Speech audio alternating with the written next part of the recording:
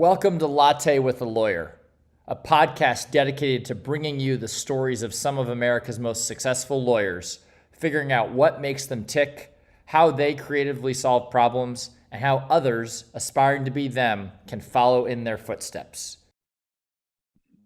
Okay, good morning, everyone. Welcome to another episode of Latte with a Lawyer. I'm your host, Jonathan Brickman, and this morning we have with us from New York, Brad Levien.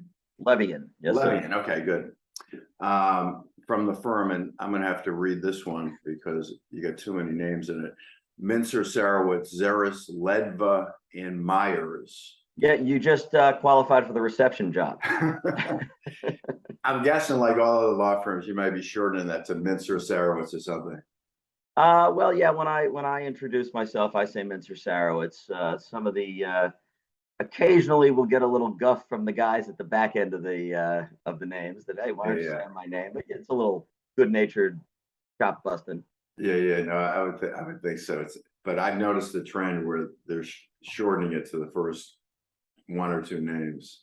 And you're right, the people at the back of the bus are probably getting pissed. I hope they're not watching. Well, listen, welcome to the show. Thanks for spending time. Thank you very much. So, to keep with the theme of the show, Latte with a Lawyer, what's your morning beverage of choice? So I'm a black coffee guy.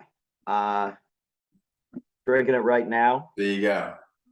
Although I do have to put some stuff in it. No, I drink it black. I learned to drink it black when I was in college. I played rugby, and I went to Binghamton University in New York. We called it SUNY Binghamton back then. Right. It's Binghamton University now. It's much fancier. Oh, I didn't realize that. They changed it. It's still part of the State University of New York system, but they've really rebranded it as Binghamton University.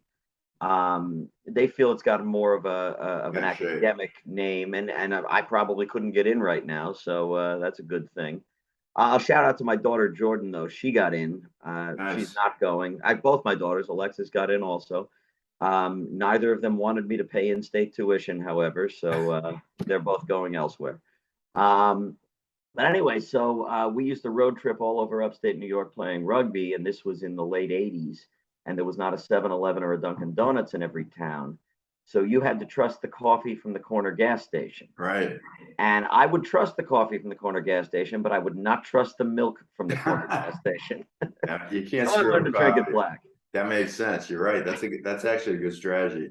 And that's like high test stuff, right? The stuff in the gas station. Yeah. And, if I'm going to drink something fancier, it'll generally be an espresso. I do like a latte or a cappuccino, but I don't like the calories. Got it. All right. Well, good stuff. Let's stay with the Binghamton thing. So I'm curious because I'm in the same boat with you with college, and my children both chose private schools too. So I got to keep working. Where are they going to go to school? So my older daughter is a rising senior at the George Washington University in Washington. Very nice. DC. Very nice. And actually is doing an internship with a podcasting group this summer. So, any tips you have for her would be great. The younger one is an entering freshman at the University of South Carolina. Oh. I gotta say it, go Cox. I joke with her that she just went there for the hat and the bumper stickers, but actually she's entering the pre-pharmacy program there. Oh, nice. So, which is very exciting for her and for us. Oh, that's good. How did she select US? I mean, I get the GW. How did she select the USC? She doesn't like cold weather. So, and she does want she did want a big school with a football program.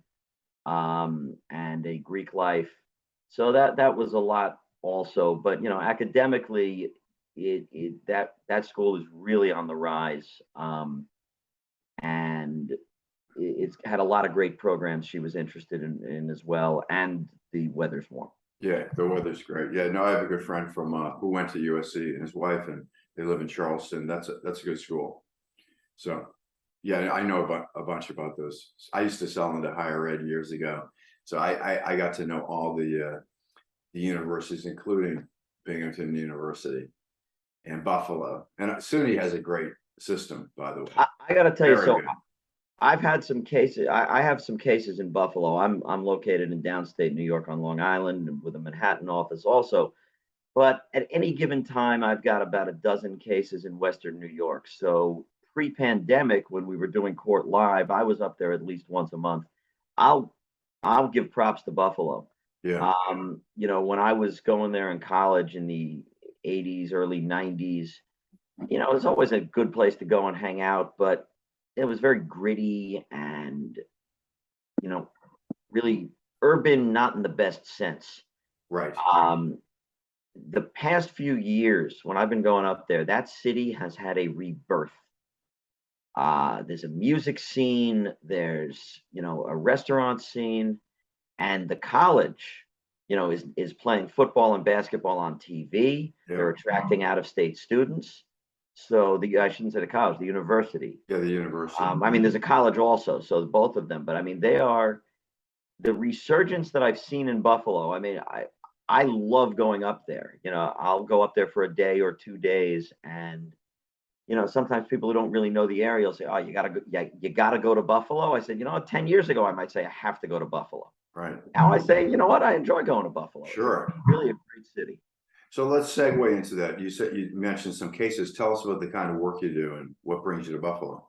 So I do what we call in the industry insurance defense, which the way I define it for most people, who are non-lawyers is if you are driving your car and you get in a car accident and you get sued, your insurance company will hire a lawyer to defend you. Right. And that's me. We do Yep. insurance defense. We're hired by insurance companies to defend their insureds in cases. Now, personally, I do a lot of work for what are called self-insureds. That would be a large company that, in the same scenario where they get sued, they handle the first X dollars themselves, usually a large number, 500,000 or $1 million. My personal specialty is national retail and restaurant chains. I'm a board member of a group called the National Retail and Restaurant Defense Association, and I work for a lot of large retail and restaurant groups. They probably wouldn't want me to name them because that would be highlighting the fact that they get sued. Yeah, But yeah. groups like that, large companies that, let's be honest, they're out there. I've got one company that has 14,000 stores. When you have 14,000 stores, you get sued. Of course. So that's what I will deal with: slip or trip and falls in stores, product falling on people, motor vehicle accidents with the vehicles they do have on the road, product liability, food poisoning for the restaurant cases, things like that. A waiter drops a tray of dishes on somebody. So 80 to 90% of what we do is personal injury, and then there are some other things we'll do. I've got a large property damage case I'm working on right now where a building burned down and they claim it's my client's fault. I think it was someone else's fault, but Sure. Actually, okay. So no, I understand. So you're defending. You're on the defense side, and you got these aggressive plaintiff lawyers coming at you for large verdicts, right? yes. And okay, so you probably get some stress in your life. I understand that. And how many insurance companies do you represent? You represent one, or you got a bunch of them? Oh no, we have a lot. My firm is 11 offices in 7 states. Okay, big firm. We like a business model that is smaller offices where the action's located. Okay. Rather than have 1 or 2 big offices and send people around the country. Our clients like that also because it saves them money and time on the travel bill. And it's also important to have local knowledge. I'll throw something out there that a senior attorney at this firm said to me when I first started with this firm. I was about 7 or 8 years into my career, and we had a drug product liability case that landed on my desk like my first week here. And because the firm didn't really know me and it was for a very large, important client, they said, "All right, you're going to handle it, but an attorney named Phil Silverman, who was an elder statesman with the firm. Everybody calls him Uncle Phil. Okay. They said Uncle Phil is in the Philadelphia office, but he's admitted in New York, so he's your senior attorney on this. And he's done a ton of drug product liability and was a senior trial attorney for Travelers Insurance Company for 30 years. So Uncle Phil calls me and says, listen, they told me I've got to supervise you on this case, and that's fine. I'm going to make the strategy decisions, but you need to be involved because I don't know New York. And here's the advice he gave me. If you're in a courthouse and you don't know where to find a clean bathroom, you should not take a trial in that courthouse.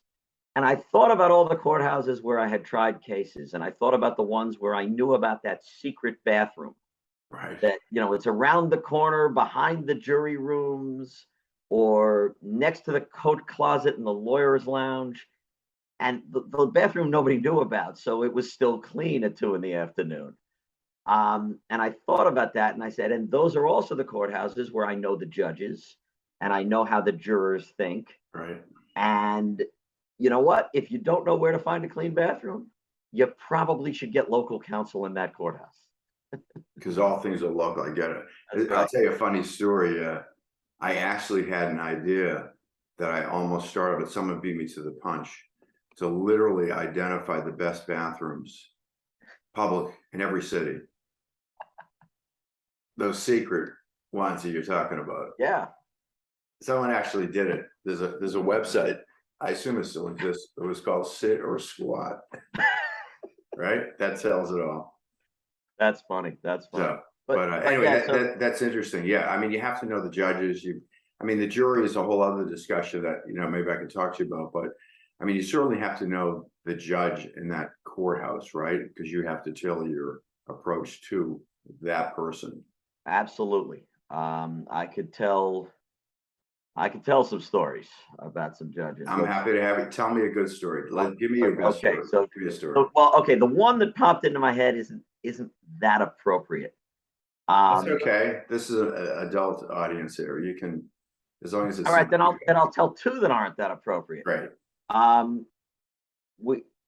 One was a judge. I'll say on Long Island because we have 2 courthouses, and then we have 2 counties, and then maybe no one will figure out which judge I'm talking about. Okay. And this is a long time ago. He's not on the bench anymore. But let's just say that if you were going to him with a less than usual motion, if you were bringing him something that he was going to have to think about or that might upset him, get him before lunch. Okay. And I will tell you what happened was I had a 6-party case involving a bus accident, and there were 4 plaintiffs and 2 defendants. I was one of the 2 defendants. My co-defendant and one of the plaintiff attorneys were oil and water, and you get that sometimes. Yeah. And they fought over everything. So we're doing a deposition one day in that courthouse, and they're arguing over everything. And then finally, at about 3 p.m, things come to a head, and one of them bangs the table. That's it. We're going to see the judge. And it's funny. Attorneys love to do that, but they never really want to see the judge, because they're usually posturing, and usually the guy demanding to see the judge is wrong. He's just, he's posturing and hoping the other guy will back down. So actually, when someone says to me, let's go see the judge, I stand up and say, okay, let's go. And then they usually back down. But in this case, Yeah. they decided to see the judge. So we go up to see the judge, and it's 3 p.m, and I believe it's on a Friday. And maybe he'd been to the political club for lunch, I'm not sure. And he was not in, he was in a very loud, boisterous mood, but not a very good mood. Right. So I don't even remember what the issue is, and it's not important. So we sit down, and in this particular county, there are 2 counsel tables, one close to the bench, one behind it. For a trial, the plaintiffs sit up front, the defendants sit in the back. In this case, we let the 2 attorneys with the fight sit up front near the judge, and the 4 of us sat in the back. We brought the court reporter from the deposition with us because for a scenario like this, instead of the judge's court reporter taking everything down, you're going to have it on the transcript with the deposition. She was a young woman, and my guess is this is the first time anyone had ever actually gone to see the judge on one of her depositions. So they're doing their argument, the judge is giving his ruling, and the attorney next to me elbows me and says, shouldn't she be taking this down? And the court reporter's sitting there with her hands in her lap. And I said, I'm like, yeah, I think she should. And he's like, she's not. I said, I know. And the judge is yelling and screaming, and I'm like, I don't want to interrupt him. I don't want to interrupt him. So finally, one of us, I don't remember which one of us stood up and go, Your Honor, did you want this on the record? The damn right, I want us. Yells, screams. He goes, that's it. Get the hell out of my courtroom. We get thrown out of the courtroom. Yeah. Without a ruling, because now he hasn't finished giving his ruling, and it's not on the record, even if he did. So it's not really a ruling. Now we're standing in the hallway. It gets worse, by the way. We're now standing in the hallway with, what do we do next? One of the two attorneys who had been having the argument has the genius idea. Let's go see the emergency judge. So every courthouse in New York has an emergency judge. That's a judge where if you've got something literally an emergency on your case, or you're filing a new case, let's say, because your lights are going to be shut off, your heat's going to be shut off in the middle of winter, and you need to get an emergency stay, you can see that judge anytime. Mm. And so the four of us look at the two of them and say, how are we going to see the emergency judge? Well, our judge won't see us. Well, our judge threw us out of the courtroom. I don't know if that amounts to won't see us.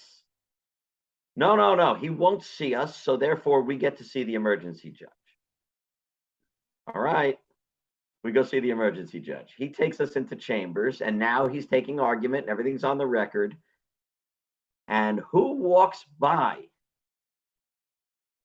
The law clerk, the law secretary, we call him in New York, for our original judge.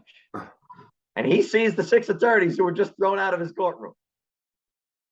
He goes back. Next thing you know, the emergency judge's phone rings. Yeah, they're here in front of me right now. Oh, okay. Hangs up the phone.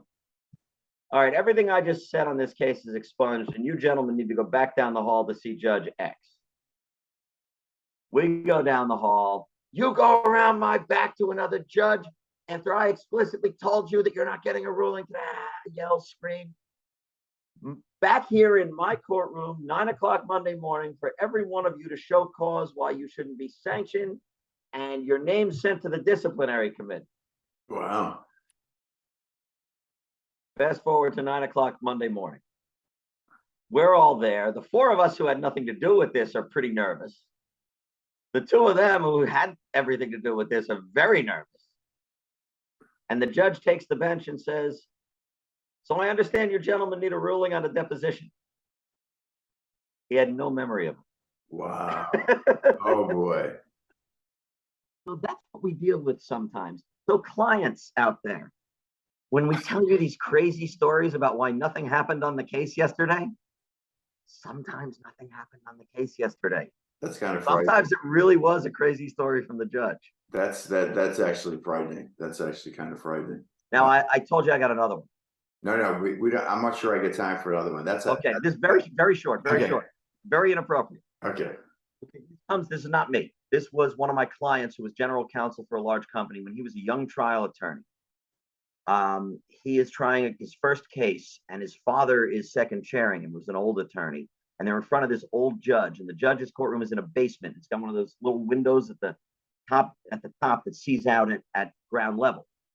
Judge had a habit when he'd heard enough of closing argument, he would turn around and open the shade and look out the window. The client's adversary, or this guy's adversary, is giving his closing argument. The father stands up and says, I've heard enough, bangs the table and walks out. The son is like, what the hell was that about?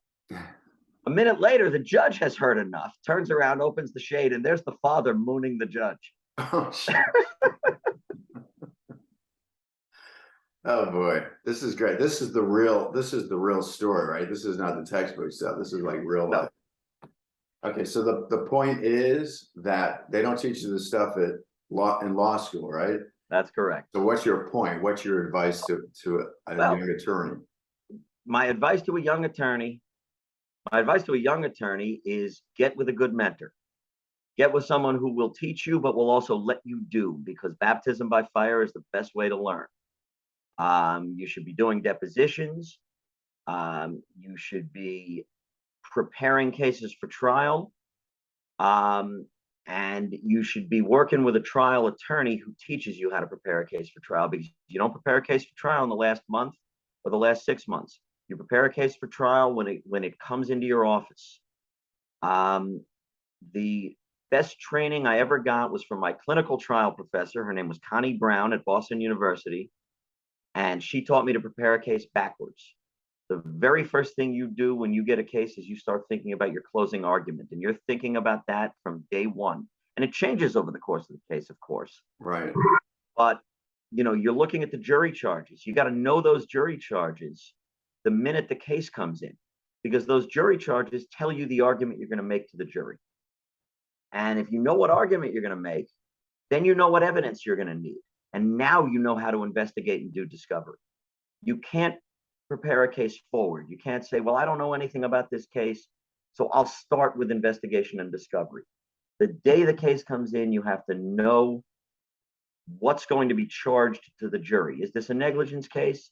Does your state have special charges for premises liability? Are you going to be moving for summary judgment? Do you need to be setting up that motion from day one? Are they going to be arguing negligent supervision of your company's employees? What are the laws on that? That makes sense to me, because it seems like it's a much more efficient approach, right? So you're not digging through a whole lot of stuff. It's like you start with the end goal, and then you work. So you become much more efficient about how you prepare, right? Absolutely. Yeah. To break it down to the actual trial, if you look at the jury charge, you know how to make your closing argument. If you know your closing argument, you know what evidence you're going to need and what testimony you're going to need to make that closing argument. Right. Now you create your evidence, you create your direct and cross examinations. Once you know that, you know what you're going to introduce. Now you can do your opening argument. Got it. So let me ask you a question. Sure. Sorry to interrupt, but I'm getting the sense that you go to trial a lot. Do you do a lot of jury trials? So yeah, very few cases go to trial by a percentage basis. Sure. But I do try a lot of cases for the industry. I think in 2019 was one of my busier years before the shutdown. I believe I picked about a dozen juries, started. Oh, really? 12 jury trials? No kidding. Sorry? You did 12 jury trials? Well, I picked a dozen juries. You'd be surprised how many cases settle right at the end of jury selection. Got it. I think I took 5 verdicts in 2019. Okay. Which is a very busy. Did you win? Did you win them all? I didn't win them all, but I got good results on all of them. I believe I went 3-2, 3 wins, 2 losses, and one of the 2 losses was for less money than we had offered. Okay. So that's really a win. And the other one wasn't that bad a hit either. Oh, good. 75.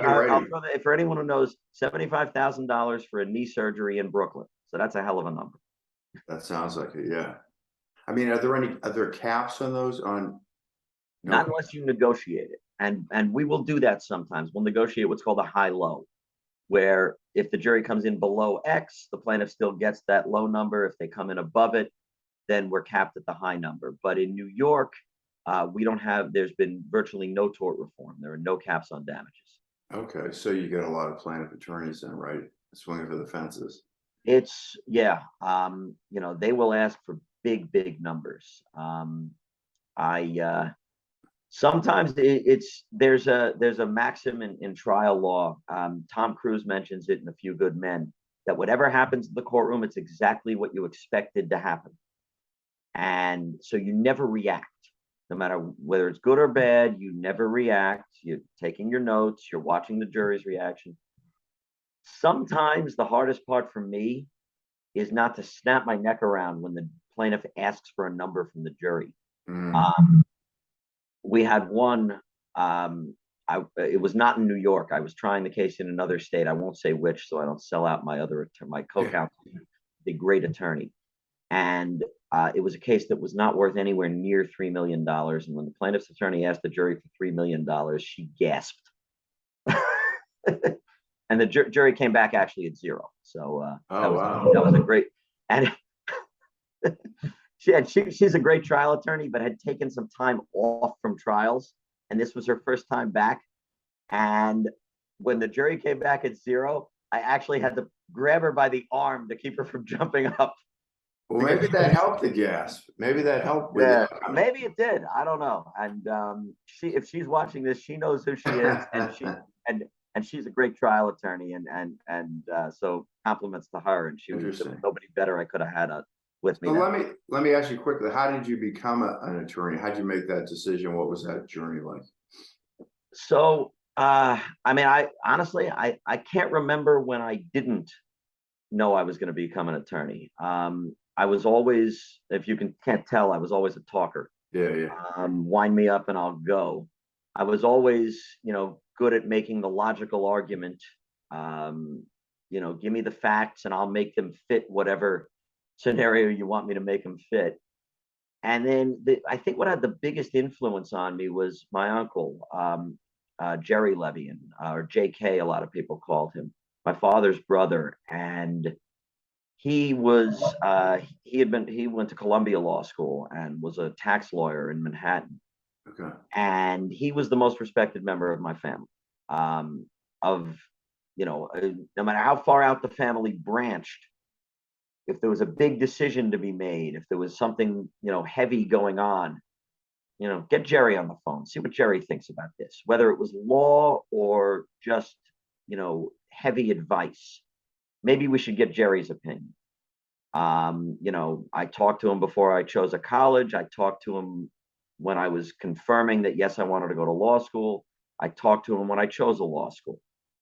And I talked to him about many, many other things. And I think that just the incredible amount of respect that he got from family, from friends, had an immense impression on me. Interesting. I was going to say, the name Levien, it's like you flip the vowels. Usually it's Levien or Levin. So that happened on Ellis Island. I figured that. Yeah. We came over with a long, impronounceable Russian name, and we were given this name. I believe that whoever was standing on line on Ellis Island was able to communicate that they were Jewish and not much more. Right. So the immigration officer said, "Well, you're Jewish. We'll name you Levien." Right. But they accidentally flipped the letters. The family didn't know this. They didn't speak English, so they spelled it this way and pronounced it Levien. I've never seen that spelling before. Obviously, it must exist other places too. There's like 3 clans of us in this country, and my theory is that we were all online before the same immigration officer that day. And it was his first day on the job, and he didn't know how to spell. So when the kids went to school and learned this isn't how you spell Levien, right, in like the 1910s, half the family changed the pronunciation to Levien, and half the family changed the spelling to Levien. So interesting. We're related to some Leviens also. Yeah, that's very interesting. I figured there was some story like that, and I understand the whole Ellis Island thing. They just whatever they could figure out at the time is what you got, right? Yep. Yeah, it's very funny. Where do you live on Long Island? What town? I live in Belmore, which is Nassau County, South Shore. South Shore, okay. Got it. It's a little further out. I'm trying to think. My brother used to have a place in Atlantic Beach, but further out on the island. So Atlantic Beach is on the barrier island. So right, south of, it's considered Long Island, but it's actually, you got to take a bridge to get off of Long Island to get there. And Atlantic Beach is is west of me. So if you go due south of me, you're going to hit Jones Beach, and Lido and Point Lookout, which is on the same island as Atlantic Beach, but Point Lookout is the very east end, and Atlantic Beach is the very west end. Got it. I know it then. Very nice. It's nice right now, I'm sure. Hot and humid. Yeah, but it's nice to be on the water there. I'm sure it's beautiful. I used to run up and down that beach years ago. Anyway, good stuff. Lastly, because we're a tech company, how do you guys leverage technology in the business, and what do you think about it? Technology for me has been the greatest thing to allow me to practice. We've been cloud-based since 2003 or 4. Okay. And so, like I mentioned, we've got 11 offices in 7 states, and I've got cases in Buffalo and Rochester and Syracuse. And my clients, are national companies, so they've got offices in Charlotte and Columbus, Ohio, and Dallas. So I've got a case that gets hot, and I need to look up that case file.